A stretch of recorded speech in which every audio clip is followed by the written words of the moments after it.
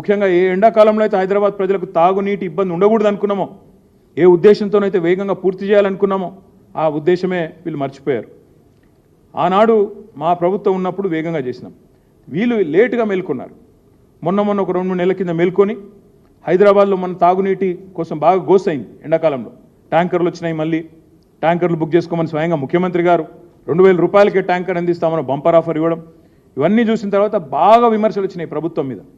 అరే ట్యాంకర్లు అమ్ముతారా, కేసీఆర్ గారు ఉచితంగా 20,000 లీటర్లు నీళ్ళు ఇస్తున్నాడు హైదరాబాద్లో, మీరు 2000 రూపాయలకు ఒక ట్యాంకర్ అని చెప్పడం ముఖ్యమంత్రి గారు ఏమాత్రం భావ్యం అని చెప్పి పోయిన అసెంబ్లీ సమావేశాల్లోనూ ఆనాడు ముఖ్యమంత్రికి మాట్లాడిన మాటల మీద చాలా వ్యతిరేకత, ప్రజల నుంచి చాలా విమర్శలు వచ్చినాయి. వచ్చినాక అప్పుడు మొద్దు నిద్ర నుంచి వీళ్ళు మేల్కొన్నారు. మేల్కొని ఆగమాగం వర్షాకాలంలో హడావుడి చేయడం మొదలుపెట్టిండ్రు.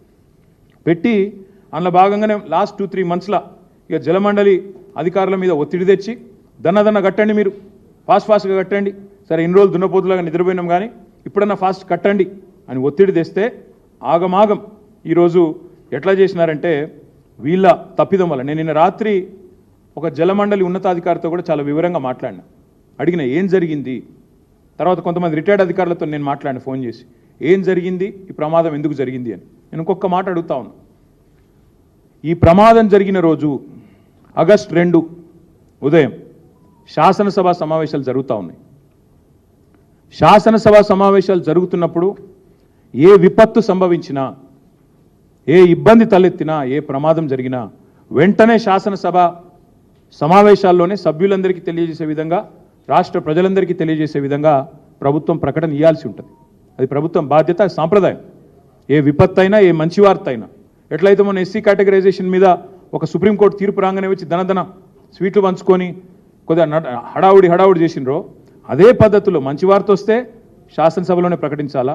అదేవిధంగా ఏదైనా విపత్తు సంభవించినా, ఏదైనా ఇబ్బంది తలెత్తినా వెంటనే, ముఖ్యంగా ఈ స్థాయి ఇబ్బంది తలెత్తితే శాసనసభ సమావేశాల్లోనే ప్రభుత్వం వెంటనే ఆ రోజు స్టేట్మెంట్ ఇవ్వాలి.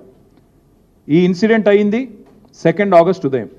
ఆ రోజు శాసనసభ నడిచింది.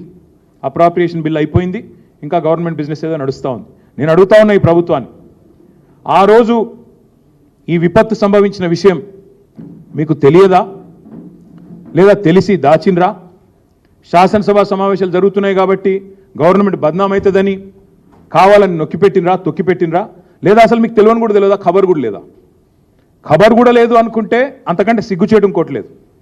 మరి రాష్ట్రంలోని మున్సిపల్ శాఖ ఏం చేస్తున్నట్టు, ఎవరి ఆధ్వర్యంలోనైతే పనులు జరుగుతున్నాయో హెచ్ఎండబ్ల్యూఎస్ వాళ్ళేం చేస్తున్నట్టు, రాష్ట్రంలోని నిఘా వ్యవస్థ ఏం చేస్తున్నట్టు, మీ గూఢచారి సంస్థలు ఏం చేస్తున్నట్టు, అసలు మీకు ఖబర్ లేదనుకుంటే సిగ్గుచేటు. మీకు తెలవాల, ముఖ్యమంత్రికి, రాష్ట్ర ప్రభుత్వానికి సంఘటన జరిగిన క్షణాల్లోనే సమాచారం రావాలా. ఇంత పెద్ద సంఘటన జరిగి కోట్ల రూపాయల ప్రజాధనం నష్టమైతే తెలియదు అంటే సిగ్గుచేటు. తెలుసు అంటే 100% నేను ఆరోపిస్తా ఉన్నా, మీకు తెలుసు, ముమ్మాటికి తెలుసు, పక్కా తెలుసు మీకు. కానీ మీరు వారం రోజులు దాచిపెట్టారు. వారం రోజులు దాచిపెట్టి గోప్యత మెయింటైన్ చేయాల్సిన అవసరం ఏమొచ్చింది? ఇది మీ తప్పని మీకు తెలుసు, మీరు చేసింది తప్పని తెలుసు, ఇది మీ నిర్వాహకం వల్ల, మీరు ఆగమాగం చేయడం వల్ల జరిగిందని తెలుసు. ఇంజనీర్లు చెప్తా ఉన్నారు, వద్దనంగా ఆగమాగం పనులు స్టార్ట్ చేసి వద్దనంగా గేట్లు బిగించారు సార్.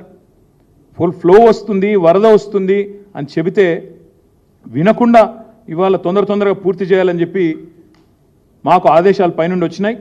ఏవైతే పంప్ హౌస్లో పనులు పూర్తయి మోటార్ల బిగింపు జరిగే వరకు టన్నలు, అదేవిధంగా ఈ రిటైనింగ్ వాల్ ఏదైతే కట్టినారో వాటిని గేట్లు అమర్చే క్రమంలో ఆ టన్నెల్కి మీరు వరద కాలంలో పెట్టకుండా కొద్ది కాలం తర్వాత పెడదామని అధికారులు చెప్పినా వినకుండా ఈరోజు హడావుడిగా గేట్లు అమర్చడం వల్ల ఈ నష్టం జరిగింది. మొత్తం ఆ వీడియోలో మీకు చూపెడదాం అనుకున్న వీడియో కూడా మీరు అందరు చూసే ఉంటారు, సోషల్ మీడియాలో ఇప్పటికే విస్తృతంగా తిరుగుతూ ఉంది ఆ వీడియో.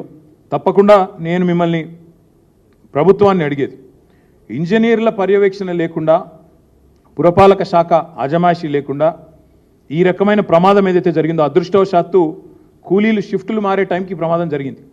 లేకపోతే అక్కడ ఎంతమంది మరణించేవారో లెక్క కూడా లేదు, అంత పెద్ద ప్రమాదం ఇది. 2 ఎక్స్పాన్షన్ జాయింట్ల మధ్యన ఉన్న రిటైనింగ్ వాల్ మొత్తం కొట్టుకుపోయింది.